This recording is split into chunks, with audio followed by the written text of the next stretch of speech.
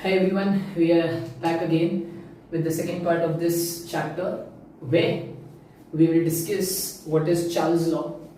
Now before moving ahead, मैंने आप लोगों को पिछले क्लास में भी यही बोला था, सही थी स्पेलिंग या ठीक है, who cares, आपको समझ में आना चाहिए. सो चार्ल्स लॉ के पहले हमने बोयल्स लॉ स्टडी किया था. बोयल्स लॉ का आपको एक बेसिक अंडरस्टैंडिंग थी, वो ये था कि जो आपका वॉल्यूम होता है वो प्रेशर के इनवर्सली प्रोपोर्शनल होता है. अब if you remember the second relation between volume and temperature, तो हमने ये डिस्कस किया था कि वॉल्यूम जो है वो डायरेक्टली प्रोपोर्शनल होता है टेम्परेचर. उसका कुछ ग्राफ ये देखा था. अब आप खुद ही दिमाग लगाओ, अगर बॉयल ने, जब बॉयल अपना लॉ बता रहा था, उसने बोला था कि भाई मैं टेम्परेचर कांस्टेंट रखूंगा और फिर मैं अपना लॉ दूंगा. चार्ल्स बोलता है कि भाई अब तुम सोचो क्या रखोगे कांस्टेंट, प्रेशर कांस्टेंट रख दो. तो देखो मैं यहां पे लिख देता हूं. So at constant pressure, Charles ने ये बोला कि जो तुम्हारा वॉल्यूम होगा of a given mass of dry air, of a given mass of dry air is directly proportional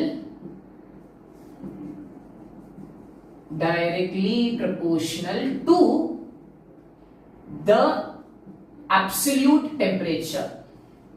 okay, तो जितना आप टेम्परेचर को इंक्रीज करोगे उतना ही वॉल्यूम भी क्या होगा, increase. Now for this experiment, अब मैं इसके बाद का मैथमेटिकल एक्सप्लेनेशन तो आपको दे दूंगा. इसके लिए जो एक्सपेरिमेंट है वो मैं बस अब इस ऑनगोइंग वीडियो के अंदर इंसर्ट करूंगा, तो आप लोग को वो चीज पता चल जाएगी कि क्या एग्जैक्टली होता है Charles law. Please do watch the next video. In this experiment we are going to study Charles law. What Charles law suggests that at constant pressure the volume of the gas molecule is directly proportional to the temperature. What that means, if the temperature of the air molecule increases at constant pressure, this is very important, the volume also increases.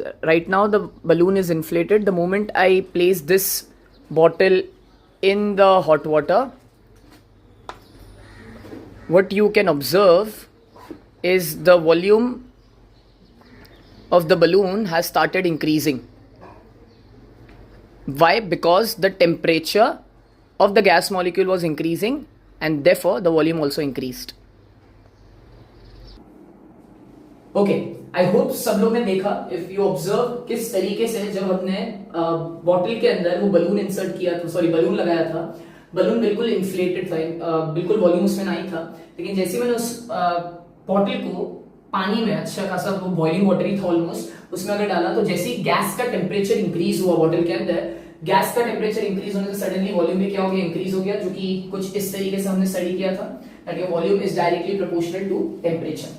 If you have understood this, let me also give you the mathematical explanation to this, so that हम अब इसके लिए भी numerical start कर पाए.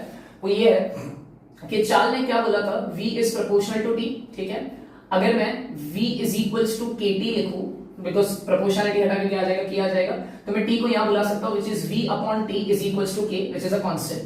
So जैसे हमने Boyle's law के लिए किया था कि अब हमें कुछ PV मिला था, अगर याद हो तुम्हें, तो मैंने PV को क्या लिख दिया था, मैंने लिख दिया था P1V1 is equals to P2V2. I hope दिख रहा होगा. हमने लिख दिया था P1V1 is equals to P2V2. उसी तरीके से अगर हमें यहां पर V upon T कांस्टेंट मिला है, तो हम क्या लिखेंगे, हम लिखेंगे V1T1 is equals to V2T2. अब आपको खुद ही मालूम है कि V1 और T1 क्या होगा, इनिशियल, यस इनिशियल होगा, एंड V2 एंड T2 क्या होगा, फाइनल. सेम कॉन्सेप्ट, बस अब आपको क्वेश्चन में क्या चीज के ऊपर ध्यान देना है, आपको क्वेश्चन में ध्यान देना है कि प्रेशर कांस्टेंट है क्या. तो अगर प्रेशर कांस्टेंट है, इसका मतलब चार्ल्स लॉ यूज करना है, V1T1 is equals to V2T2. एक छोटी सी चीज जो वापस मैं बोल रहा हूं, ये सब मिस्टेक्स मैंने की है, मैं नहीं चाहता आप लोग करो, वो ये है कि जो टेम्परेचर है वो हमेशा केल्विन में मेजर होना चाहिए. सो जितनी बार भी हमें टेम्परेचर डिग्री सेल्सियस में दिया जाएगा, हम उतनी ही बार उसे किसमें कन्वर्ट कर देंगे, केल्विन में कन्वर्ट कर देंगे. सिंपली 273 ऐड करना भी मैं आप लोगों को आइडिया दे दूंगा, don't worry. And I hope also you know the graph very well, which is this. या आपको ग्राफ ड्रॉ करने के लिए आ जाएगा, या फिर आपको बोलेगा identify this graph and tell which law is been discussed. This is your Charles law, and इससे पहले आपका बॉयल्स लॉ था. सो अगेन मैंने यहाँ पे नोट्स में भी लिख दिया है hint to solve questions make sure that you hear this word known as pressure constant. Pressure constant का मतलब ही हम चार्ल्स लॉ यूज करेंगे। We'll start with the first question, very simple, very easy। अब आपको समझ में आ गया, मैं पहले एक बार पूरा क्वेश्चन रीड करूंगा एंड देन फिर हम इनिशियल एंड फाइनल कंडीशन बनाएंगे। A given mass of gas occupies a volume of 200 ml at 37 degrees Celsius. To what temperature must the gas be heated to make its final volume 500 ml? Assume that the pressure of the gas remains constant। देखो आया word pressure of the gas remains constant. जैसे ही उसने बोला मेरे दिमाग में clear हो गया कि मुझे वापस से दो कंडीशन बनानी है, इनिशियल कंडीशन एंड नेक्स्ट है फाइनल कंडीशन। चलो जो मैंने बोला पिछले वीडियो में वो वही करता हूं। अगर मैं बोल रहा हूं इनिशियल कंडीशन तो इस बार प्रेशर कांस्टेंट है राइट, तो मुझे दो चीज पता होनी चाहिए, V1 T1 और V2 T2। हो सकता है V1 और T1 दिया हो सकता है V2 दिया हो, T2 फाइंड करना हो, कुछ भी हो सकता है। वापस हम क्वेश्चन रीड करेंगे। तो देखो मैं हर बार क्वेश्चन दो बार रीड करूंगा। एक तो ये पहचानने के लिए कौन सा लॉ यूज होगा, आपका कितना स्ट्रेस कम हो जाएगा इससे, और दूसरा अब मैं क्वेश्चन रीड करूंगा वैल्यूज को भरने के लिए। इतना टाइम भी अगर नहीं दोगे बेटा तो फिर यू कैन नॉट एक्सपेक्ट कि आपको क्वेश्चन आ जाए। You need to give this much amount of time, trust me on this. A given mass of gas occupies a volume of 200 ml at 37 degree Celsius. ठीक है, तो बहुत obvious है 200 ml क्या है तुम्हारा initial volume and 37 degree Celsius बोला तो वो क्या है आपका टेम्परेचर है। अब मैंने बोला तो 37 डिग्री सेल्सियस है, सिंपली कुछ दिमाग लगाना नहीं है, आप क्या करो 273 उसी वक्त ऐड कर दो केल्विन में कन्वर्ट करने के लिए।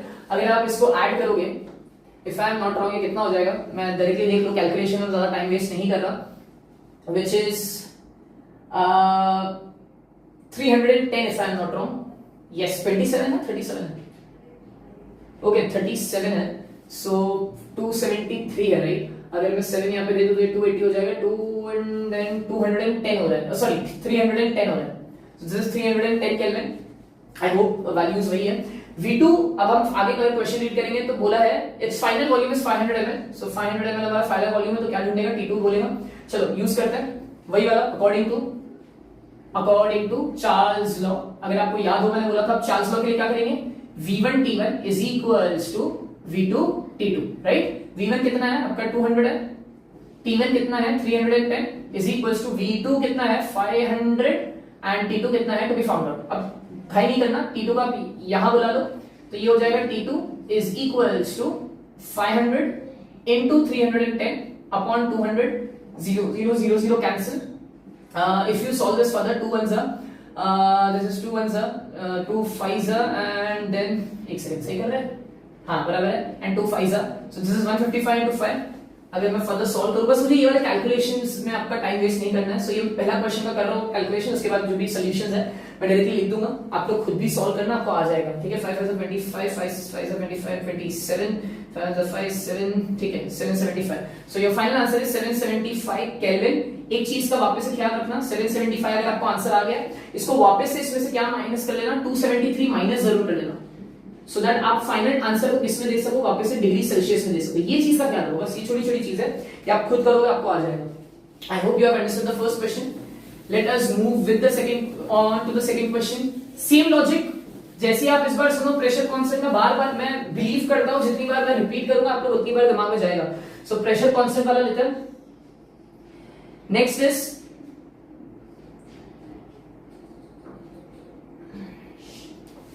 let me see where the next question is।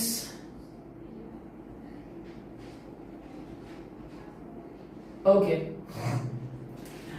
chalo, a certain volume of gas is kept at 77 degrees Celsius when the temperature is decreased by 20 degrees Celsius। Notice करो मैंने smile किया, by 20 degrees Celsius, वो mistake याद आ रहा होगा तुम्हें। The gas occupies a volume of 900 ml. What must be the initial volume of the gas? Pressure constant। Notice करो मैंने पहली बार जब मैं क्वेश्चन रीड कर रहा हूं, मेरा इंटेंशन होता ही नहीं क्वेश्चन समझना, मेरा सिर्फ इंटेंशन होता है कौन सा लॉ यूज होगा। तो जैसे उसने बोला pressure constant Charles law use होगा, अब मैं वापस से वही चीजें जो मैंने आपको सिखाई मैं वही खुद अप्लाई भी करूंगा, so that there is transparency. Initial condition, final condition. जैसे मैंने बोला प्रेशर कांस्टेंट, मेरे दिमाग में आया V1 और T1 आना चाहिए, यहां पर V2 और T2 आना चाहिए वैल्यूज लिखने के लिए। चलो क्वेश्चन सेकंड टाइम वापस से रीड करूंगा सो दैट मैं आपको समझा पाऊं।